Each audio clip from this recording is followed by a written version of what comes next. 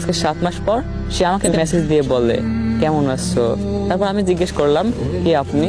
তারপর সে আমাকে বলছিল কেন ভুলে গেছো ভাইয়া। সত্যি বলতে তার মেসেজ দেখে আমি তাকে চিনে গেছিলাম যে এটা সেই আমার বেঈমান প্রিয় মানুষটাই হবে। কিন্তু তারপরেও আমি না চেনার অভিনয় করে তাকে জিজ্ঞেস করছিলাম কে আপনি। তারপর সে যখন আমাকে বলছিল কেন আমাকে ভুলে গেছো, আমি তাকে আনসার করছিলাম যে বেঈমানদেরকে মনে রাখার কোনো প্রশ্নই আসে না।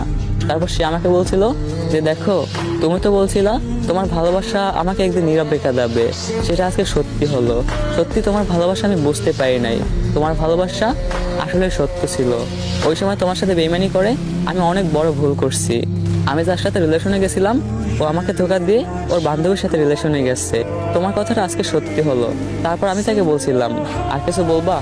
দেন সে আমাকে বলছিল আমাকে মাফ করে দেওয়া যায় না। তারপর আমি তাকে বলছিলাম মাফ বেঈমানদেরকে মাফ তো একবারই করা যায়, বারবার না।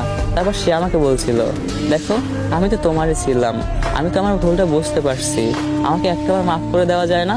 তারপর আমি তাকে সরাসরি বলে দিছিলাম যে তোমাকে বিশ্বাস করে একবার জীবন্ত লাশ হয়েছি, কোনো মতে নিজেকে গুছাইছি, কোনো মতে নিজের জীবনটাকে একটু ফিরে পাইছি। তোমাকে মাফ করে তোমাকে আমার লাইফে আসার আরেকবার সুযোগ দিয়ে আমি টোটালি লাশ হতে চাই না। দেন এটা বলে আমি তাকে ব্লক করে দেই। দেন সে আমাকে অনেকবার ফোন দিয়ে কান্না করতে করতে বলছিল আমাকে একটা বার সুযোগ দাও, আমি কথা দিলাম তোমাকে কখনোই ঠকাবো না। কিন্তু আমার তো একই কথা যে তোমার মতো বেঈমানকে দ্বিতীয়বার আমার লাইফে আর সুযোগ দেব না, দ্বিতীয়বার আমার লাইফে আসার সুযোগ দেব না। কারণ তোমাকে বিশ্বাস করে একবার ঠকে গেছি, দ্বিতীয়বার আর ঠকার কোনো প্রশ্নই আসে না। দেন এটা বলে আমি তাকে ব্লক করে দিতাম। তো সত্যি বলতে ভাইয়াটার কাজটা আমার কাছে একদম পারফেক্ট মনে হয়েছে যে বেঈমানদেরকে কখনো সুযোগ দেওয়া ঠিক না। যে একবার বেঈমানি করতে পারছে সে নেক্সট টাইম বেঈমানি করবেই, এটা একদমই গ্যারান্টি। তো স্টোরিটার এখানেই শেষ। ভাইয়াটা ওই বেঈমান নামক মানুষটাকে তার লাইফে আর আসার সুযোগ দেয় নাই। তো ভাইয়াটার কাজটা কি সঠিক হয়েছে না ভুল হয়েছে সবাই একটু কমেন্টে বলে যান।